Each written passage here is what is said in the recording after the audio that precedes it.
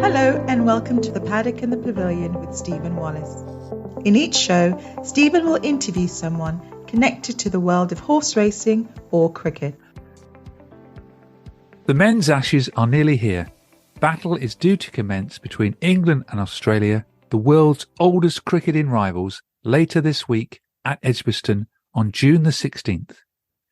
England and Australia will be playing a 5-match series in less than 7 weeks. The Paddock and the Pavilion will be hosting their own 3-match series with 2 Englishmen and 1 Australian over the next 2 days. Rick McCosker, Dennis Amiss and Richard Ellison will be recalling their memories of the Ashes, as well as giving their thoughts on this much-anticipated Test series. I also tested their memory with a quiz about their own Ashes career. In our second Memories of the Ashes series, I spoke to Dennis Amiss, who played Ashes tests between 1968 and 1977. Dennis was the leading run scorer in Test cricket in 1974, but experienced some torrid times against Dennis Lillee and Jeff Thomson. Let's hear Dennis's memories of the Ashes. Hello, Dennis. Thanks for joining me as part of our Memories of the Ashes series. Okay, Stephen. Pleasure. Looking forward to it, I think. Well, we'll find out, won't we? We are going to look back at your Ashes career and look ahead to this summer's much-anticipated Ashes series. But I wanted to begin by asking you, if you can go back this far, of your first Ashes memory.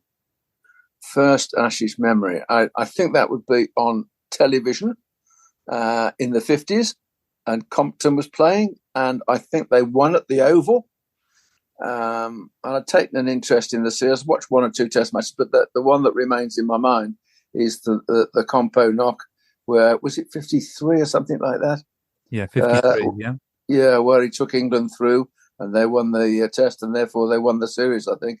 So that was my first memories, and thereafter, well, Denis Compton was always my hero, and I was named after Denis Compton, the Dennis part of it, except he's got 1 N, I've got 2, but he was always my hero, and I batted with him once in one of those John Player matches, and I was so nervous with the great man, and an absolute genius. And he said, "Young man, give me the strike," and I said, Mr. Compton, I'm trying. He didn't run you out then? He didn't run me out. No. I managed somehow to get out, I think, instead of getting a single. And he went and got the strike and pummeled it all over the place. And he was well into, I would have thought he was into his 50s by then. So, he was just magic. And, having won that Test match there, I just love to watch him. You made your Ashes debut in 1968, but before that, had you been to watch an Ashes Test? No, because Edgbaston had lost Test matches, hadn't they, until later on in the 50s, and so I hadn't seen an Ashes Test match, but I had watched Australia play Warwickshire on quite a few occasions. My father was a member, and he had one of these tickets in those days, a youth ticket, which I used, and I went to Warwickshire to watch them, and I think maybe I was on the staff. Somebody got a big 100 there. Was it Dexter in an Aussies match at Edgbaston when the Test matches did start again? And Bob Barber whacked them for a massive 100 in the Warwickshire match, I think it was. Maybe I've got those wrong. It's such a long time ago, but that was my sort of first memories. But I remember Lindsay Hassett early in the 50s coming and skippering the Aussies against Warwickshire. Warwickshire had the better of the game, and they had to bat out all day. And Lindsay Hassett got booed and shouted at. He got 56 batting all day to stay, because Eric Hollies was playing, because he bowled Bradman out. And as you know, in his last innings, and he was getting wickets. It was turning a little bit, but they managed to stave off defeat. But I was with my father, and I was just enthralled in the Aussies that they're a great enemy, and so I put them, having watched them in those situations, I put them on a pedestal. Well, let's talk about 1968, June 68. How did you find out you were in the team in those days? Well, we had a meeting. Colin Cowdery was captain, and I can remember the team meeting. And Kipper did say to us that we've got 15, 16 players here, and I don't envisage using any more in the series, right through the series, in the 5 Test matches. So hopefully you'll all be part of several Test matches and do your best, and let's hope we can beat them. But I think in the end they used 30 players, didn't they, in that series in '68? 30 players in the series because we were getting pummeled and we were under pressure. So they had to change the team. So, I only played one Test match, haven't I? Yeah. Well, we'll talk about that now. It was your fifth Test match. Was it different playing against the Aussies? You'd already played against West Indies, India, and Pakistan. Yeah, I don't know why. Having put the Aussies on a pedestal, I always felt extra pressure when we played, because it's the old enemy, isn't it? It's the ones that you've got to do well against, to show you really are one of the best. And I've probably put added pressure on myself. They pressurised me as well, having got a naught in the first innings, a young player coming in, stopped me from getting a single in the second innings until I played a very poor shot, trying to whack it through mid-wicket when it was straight and missed it off Ashley Mallet. I was a good player of spin bowling, and I was really disappointed. But he was a good bowler. He kept the pressure on. I stayed there for a few overs without getting off the mark. The pressure was building and building and building, and I thought, I've got to get off. And he kept it on. He kept bowling beautifully. Just varying his pace as he did when we played that Test match back in Melbourne all those years ago when I got 90. We'll talk about that later. Did you expect to be dropped then after a pair, or in those days, is that what happened? Yeah, I mean, they used to use a lot of players in those days. It tended to be the people in form, and obviously they thought that I wasn't in form, and having got a pair, they wanted me to get over it. So I was left out. I must admit that probably that was the right decision, because I wasn't in a great frame of mind. But you never know, do you? In the next Test match, you might have had a little bit of luck. Well, you were playing with, you've mentioned him already, you were playing with Colin Cowdery, who he played with again, but you're also playing in that Test with Tom Graveney. Yeah. You always thought that those players were the greats of England, and I'd watched them play for England before I became a professional, and obviously played against them when I got into the Warwickshire first team. And you always thought that they were the great players, and how could we ever be as good as those players? But of course, at some stage they retired, and then people like myself and Keith Fletcher, it was down to us a little bit then to keep it going. Well, England lost that Test match by 159 runs, but your next Ashes Test is not until 29th of November 1974, and at the time you were then probably one of the leading batsmen in the world. You just scored more runs than anyone else in that Test calendar year. A very different team, though. England had only got 2 players in the 1968 team playing in that team in 1974. Yeah. So, just remind me where that was? Brisbane. Brisbane, yeah. So there's Alan Knott and John Edridge were the only 2 players that played in your first Ashes Test match in '68. Yeah, that was bruising, wasn't it, that series? Lillee and Thomson. I mean, the build-up to that was, against Victoria and I think South Australia, I got a couple of hundreds. So I felt in really good form.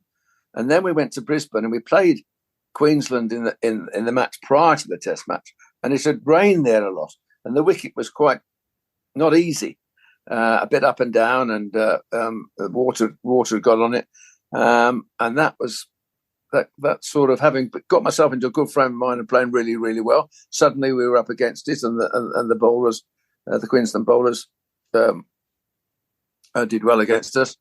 So we went into that Brisbane Test match with probably sort of confidence rocking a little bit. After that, we're playing on the same wicket, same ground, but the wicket was had a lot of bounce in it through the wetness. I can remember Clem Jones, the mayor, on his knees with a brush, brushing the mud out of the grass and making it all the grass mudless and look clean. But the first ball from Tomo just took off a length and went straight past my nose, and that scarred me. That scarred me for a long time, because the next one hit me on the thumb, and I got a single. I think it lobbed over Gully's head, and then Dennis Lillee, the other end, hit me again. Just balls bouncing from a good length, and really sort of unplayable, really. But the people who got runs in that series was Greg at 6'5" and Alan, not the shortest of players. They stayed leg side of the ball. And I always remember Arthur Milton saying to me, in Australia, you've got to stay leg side of the ball early on, especially the new ball, because it bounces so much. So if you can do that. But I tried that and I just couldn't get back into the ball. And we played on pretty good flat wickets in the Shield matches, in the two that I scored the runs. And I thought, well, these Aussie, wickets, they're pretty good. But of course, Brisbane bounced so much, and Lillee and Thomson got amongst us. But that was where Greggy baited Dennis Lillee a bit, and we, making quite. I think Greggy bounced him out as well. I remember he bowled a bouncer at him, and Dennis gloved it, ducked and gloved it, and it went up in the air. And Alan ran up from standing back and took the catch. And I can always remember Dennis said, Greggy told him where to go, and Lillee said, "Don't forget who started this, Greggy." So when Fletcher and I were saying to him, "Calm down, Greggy, calm down." But Dennis was not happy with that. And of course, when we went out to bat, I mean, the ball bounced all over the place. But Greggy got 100, and I suppose having lived there, he got to know the Aussies, and being a South African as well, he just socked it to them back, all the ad lib and having a real go at them. And Dennis was trying to bowl too quick. I can remember he was trying to knock Greggy's head off, as he said he would do. But verbally, he said, "I'll knock your head off." And Greggy just kept baiting him and laughing at him. And every time he smacked it before, he said, "Fetch that. That's 4 runs." You could see that on film. I mean, Fletcher and I were going, "Oh no, Greggy." So it was, it was a bad start. You wanted to play them on a flat wicket, but they knew where to play us in the first Test match at Brisbane. They always do, and it can be a really difficult wicket to play at, especially against two bowlers like that, two very fast bowlers, and strong. You had to be strong as well to do what they did. So life didn't get off to a great start in that series. You did get 90, your highest score in Ashes Tests, on Boxing Day against the Aussies. Yeah. Do you regret not scoring a Test century against the Australians? Not half. It was just they were going to take the new ball, and I thought, well, Ashley Mallett's bat. I thought, well, I'll get my 100 first, and then we'd take the new ball. But I played. Ashley Mallett kept me under pressure again. Good bowling, and I found that every time he bowled the quicker ball, which always a little bit short of a length, I square cut with it.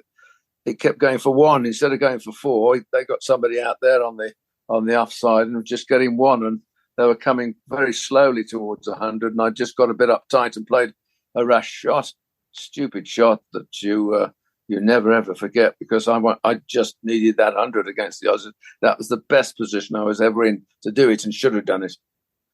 England took a battering in that series, losing the series 4-1. What were relations like off the field? They were difficult when you're taking a battering like that. And of course, in Australia, you go into the fielding side's dressing room and have a drink with them. And, it's not easy to go to Tomo or Lillee and say, "How you doing, mate? Let's have a beer. Thanks for knocking 7 bells out of me today." So that was difficult. So he tended to go to the batters, and I was always going sit with Dougie Waters. Greg Chappell, I found was pretty good, and he was the one that said, "Yeah, Den, you're up against it, mate. Good luck, because I'd hate to play against him." Australia returned to England in 1975, the first World Cup year, where you scored the first World Cup century. You played the first 2 tests against Australia in 1975. Yeah. And I remember that the first one was at Edgbaston, and we needed a flat wicket, having come back from Australia, sort of bombed out by Lillee and Thomson. That we needed a flat wicket, and Edgbaston, can be a really good wicket, but the weather wasn't great, and for some reason they decided we'd play on uncovered wickets, and of course it rained, and we said to the captain, you must bat. We must bat. So we get the best of the wicket. It's going to rain, uncovered wickets, and somebody changed his mind for him, and I won't name who it was, but it was the chairman of selectors, and said they thought there was a tinge of green in there. We should bowl, but of course there wasn't. The Aussies got plenty, 300 or something like that, and it didn't do as much as we thought it would. It rained, and we got on against Lillee and Thomson on a wet one. That Gucci played in that, and he got a pair, didn't he, in that one? So the balls he got flew past him off a length that we'd been having in Australia a few months previous. So we got, suddenly we felt as though we were back in Australia again on a wet wicket that flew everywhere.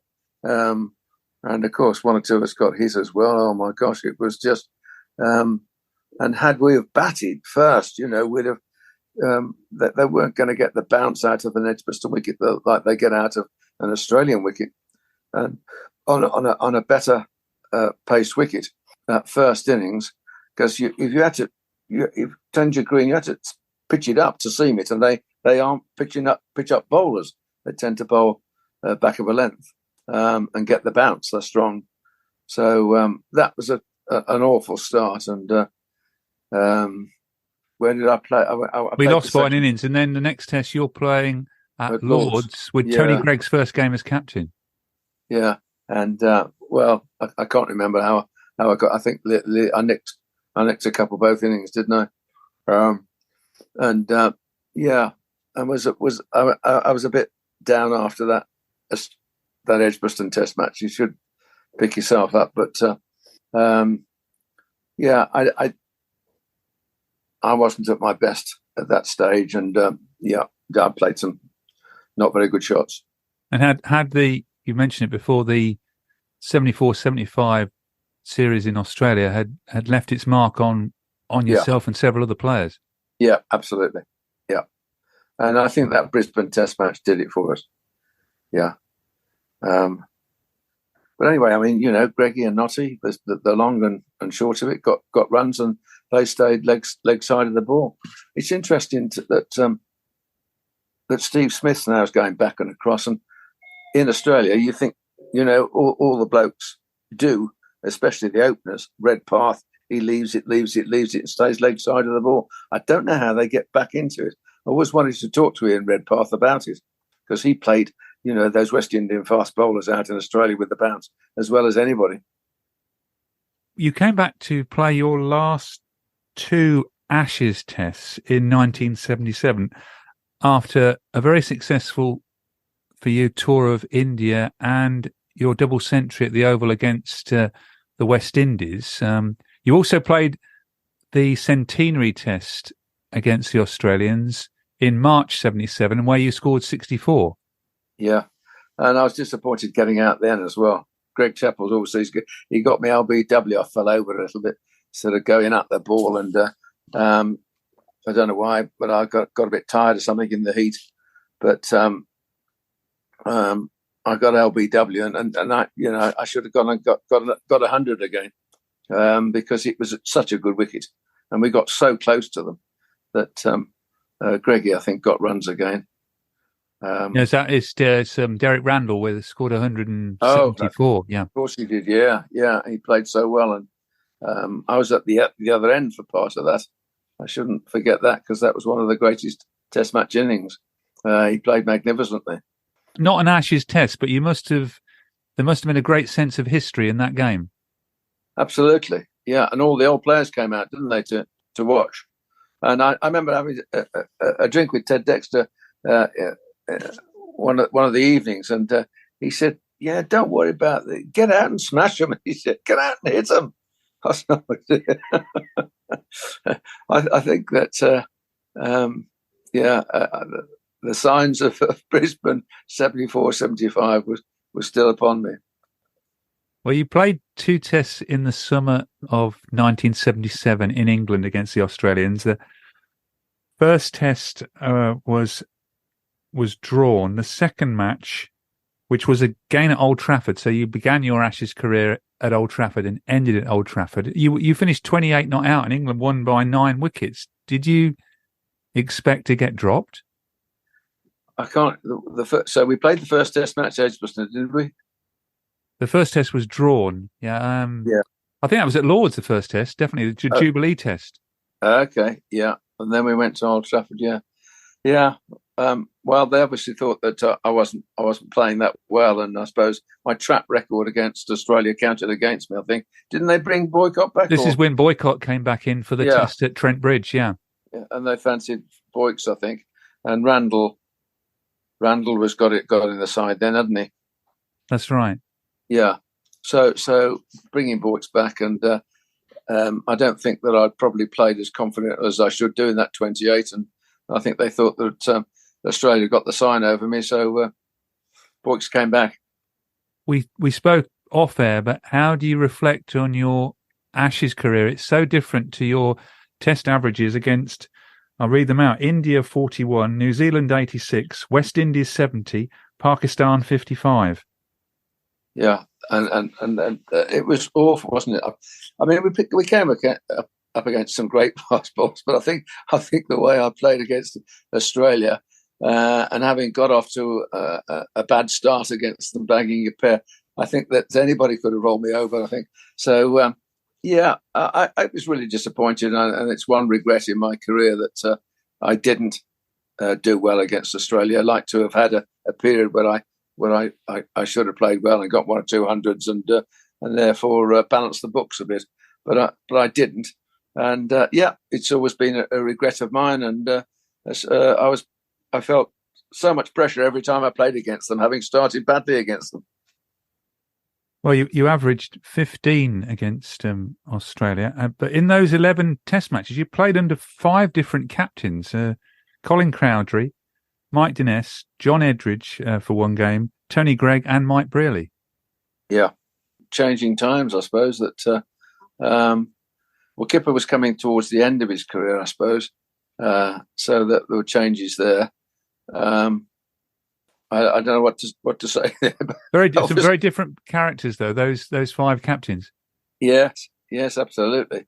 And I certainly wasn't the captains that I didn't do well, but more about their bowlers, I think, than anything else. But I mean, they were all good blokes and good captains, and but the Aussie Test matches for me were very difficult. Our third guest in our Memories of the Ashes series is Kent swing bowler Richard Ellison.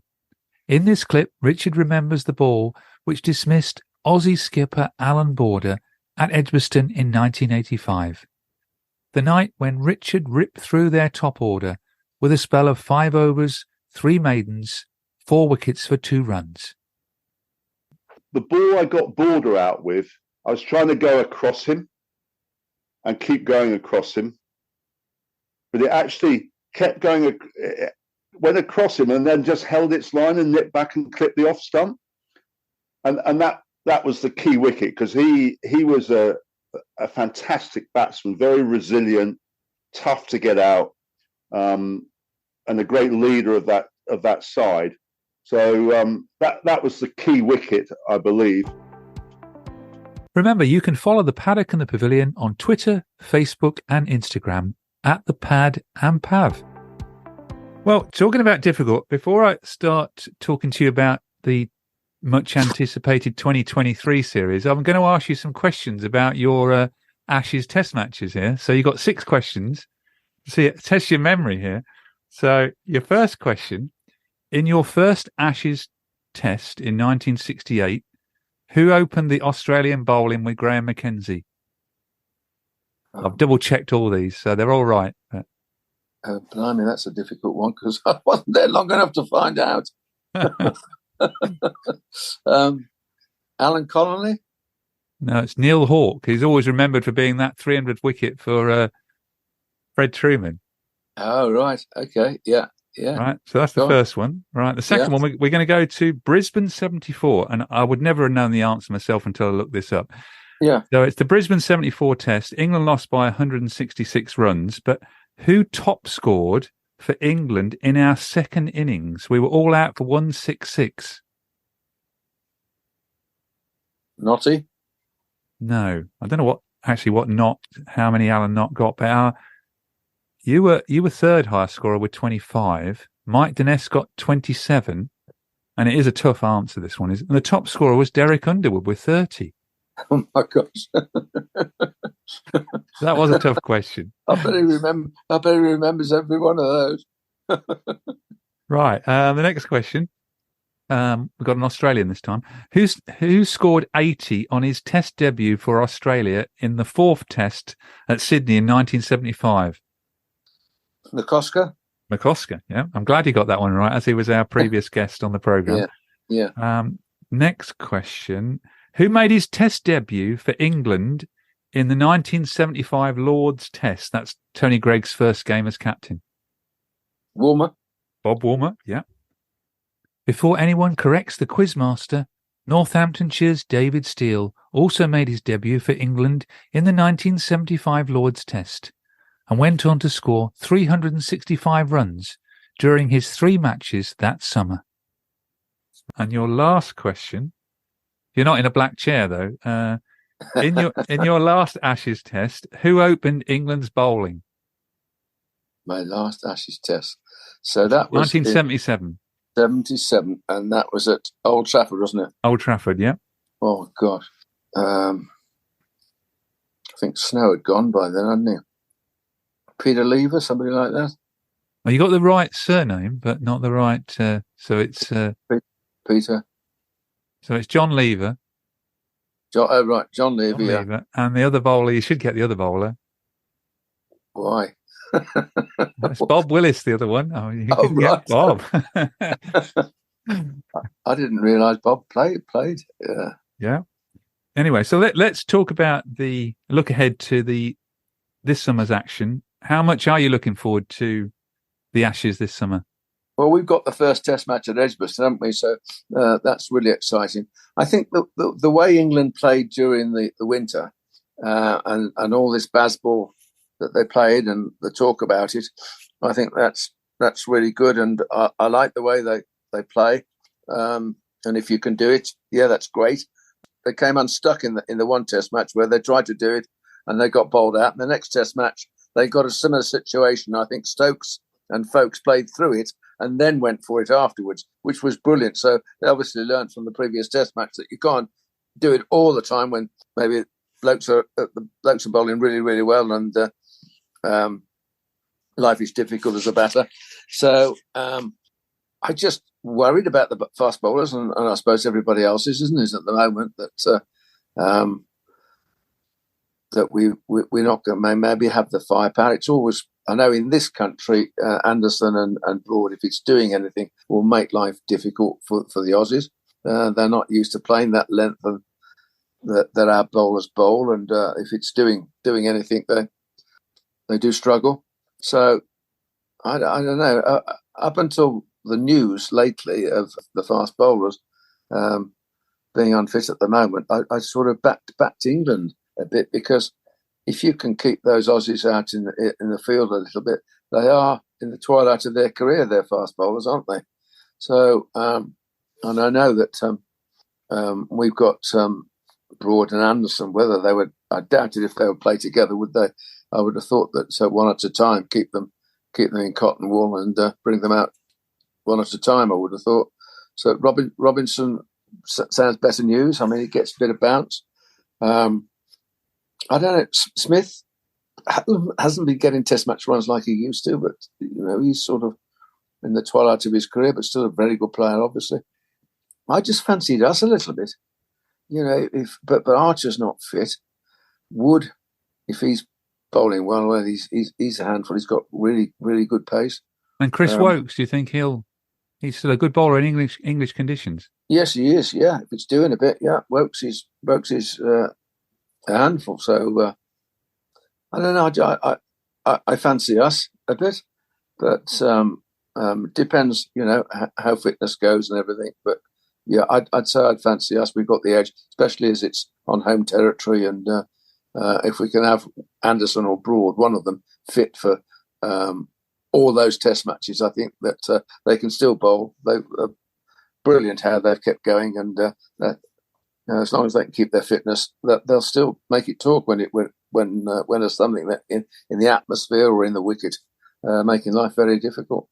As an ex-England opener, what do you think to the England opening pair of Zach Crawley and Ben Duckett? Yeah, I think Duckett's sort of come on a bit, hasn't he, as an opener, and that's good. I always thought he was a white ball player, more of a white ball player, shall I say, than a red ball player. But he surprised me. But they have played on pretty flat wickets during last winter, and they're up against really good fast bowlers. But you've got to give them a chance. I like Crawley. I mean, he got that fantastic innings, didn't he, against the Pakistanis? He got 267, I think. Yeah. Yeah, I mean, he can play for me, but got to give him a chance. Yeah, and let's see how they go. They'll certainly be rocking in the Eric Hollis stand at Edgbaston on June the 16th, though. Yeah, I reckon so. Not half, and we're really looking forward to it. Hopefully we get the weather, and hopefully both sides play good cricket. Obviously, we'd like England to win, but I think the main thing is that it's a great spectacle, and I think with those two sides going head to head, it should be. And returning to your own Ashes career, you said you'll soon be coming into contact again with Jeff Thomson, but not from 22 yards. Thank goodness. Yes, Chris Cowdy's got us doing a little duo down in London in August, and I look forward to that. He'll give me some stick, he will, and like he did when he bowled. Saying, how did you get in that match, Amiss? Yeah, he'll give me some bad memories again. But anyway, I look forward to it. He's quite a fun character these days, and he's got some good lines. So we'll have a laugh, hopefully. Well, you must have been. It's one of those stories that you always hear about. But just to end the podcast, you must have been playing in the game. You probably weren't at the crease when Colin Cowdrey greeted him in the Test match. Yeah. That's a great story, isn't it? Yeah, and that's where Lloydie got hit in the solar plexus as well. Yeah, that's I missed that one. I got my thumb broken the previous Test match, but yeah, great line. Thank you very much, Dennis, for sharing your memories of the Ashes. Yeah, give me some more nightmares. I shan't sleep tonight again. Which began at Old Trafford and ended at Old Trafford. Oh my gosh, yeah. What a nightmare. If anybody said, would you want your career again? I'd say, yes, please. And you're not allowed to alter anything. I'd say, yes, please. Well, on that note, thank you. Okay, Steve. All the best.